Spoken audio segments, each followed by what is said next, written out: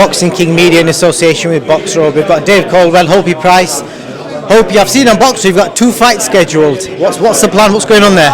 Just keeping busy, keeping active. We was hoping to be fighting in January, but obviously the board shut boxing down for January, so get a fight scheduled in February and then back home here in Leeds for another fight. I just want to keep busy this year, you know. Obviously, Dave, you're the trainer, and I'm sure you play a part in matchmaking. What kind of opponent can we expect for him for the next fight? For the February show, it's a 6-rounder. The last I heard that we'd got a Mexican. I want decent opponents for him, not walkover jobs for him. I want people that are throwing back, but then you've also got to measure the fact that he's going to be boxing a 10-rounder on this bill. So obviously that's the bigger one, where we want a more higher caliber sort of opponent. 2022 he's going to push on. He's a fantastic prospect, fantastic talent, and he's somebody that he's got the temperament that you can move through the levels pretty quickly. Not rush, but pretty quickly. From the time you had him at the start, obviously he's put some weight on. He's grown a bit taller as well. I put no weight on. Has he not? Okay. Style-wise, what do you think you've added to his game since turning from the amateurs to the pro game now? That's something you need to ask him. That's about how he feels. But just all round, we work on things. Different facets to his game, adding little pieces to him, different looks. But his schooling mentally and education-wise in a boxing sense, ring generalship, that's a big factor, and it's something that everybody gets into spar with, no matter how experienced they are, they all say the same thing about him. Your last fight against Zahid Hussein, was he surprised how easy you was able to win that fight?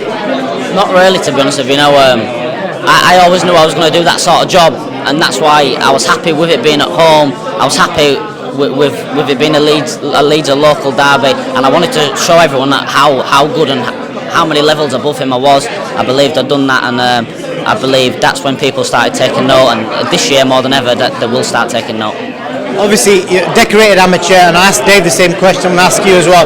What do you think Dave's added to your game, and what changes can you feel in yourself from being an amateur to a pro now? A lot. As much as people don't really like to say it, it is like a totally different sport. So I always had a good amateur background and good schooling, but I feel like I was a diamond what needed polishing, and now he just keeps polishing and adding more things to my game. And I believe like I'm a well-seasoned professional now. I believe like I'm ready to start stepping up.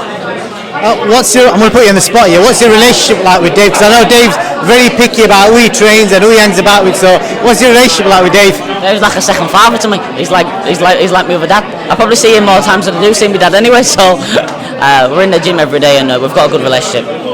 And obviously the guys that you're training with, Chizzy Jordan, Jordan's got a lot of experience, and them sort of like that sort of experience rubbed off on you as well. Yeah, it rubs off on me. I've learned loads massively by the fighters who's in the gym with me.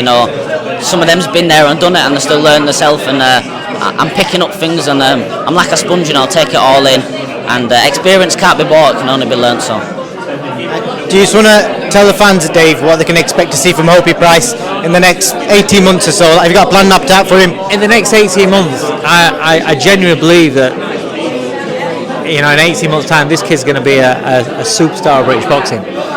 He's got a personality, but he's got the ability, and he's got the temperament. He's not somebody that you can talk and hype certain fighters up, and it goes to the head, and they take the foot off the gas, or they get gassed themselves. He's not one of these sort of kids. We've got high aspirations because of the talent that he's got, because of the mentality he's got, and because I generally don't see a ceiling on him yet. And he's sparred different styles, different capabilities, different experiences, and it's what he takes from them. We don't talk about, he has to have top side of everybody sparring Kid Galahad, a year ago, 18 months ago. You don't expect that. You expect to take things from these sort of people, and that's what his temperament's like. If I ask him, I want him to try something in this spar, I want him to try something in this round, he will go out there and do it, even if it makes him uncomfortable, if it makes him, puts him in a vulnerable situation, he will try it because he's got that temperament. It's about where he's going to end up. So in 18 months' time, I think he's going to be a massive star in British boxing and going towards the next level. Sweet. Hopey, do you want to sign us out? Tell us where they can follow you, and anyone you want to thank sponsorship wise or anything like that. my Instagram's Hopey Price, my Twitter's Hopey Price 1, and yeah, big thanks to all my sponsors, you know, Everlast Sports Direct, Prestigious Jewellers, Red Group Scaffolding, DP Boxing, there's a few, so yeah. Hopey, thank you, I wish you all the best.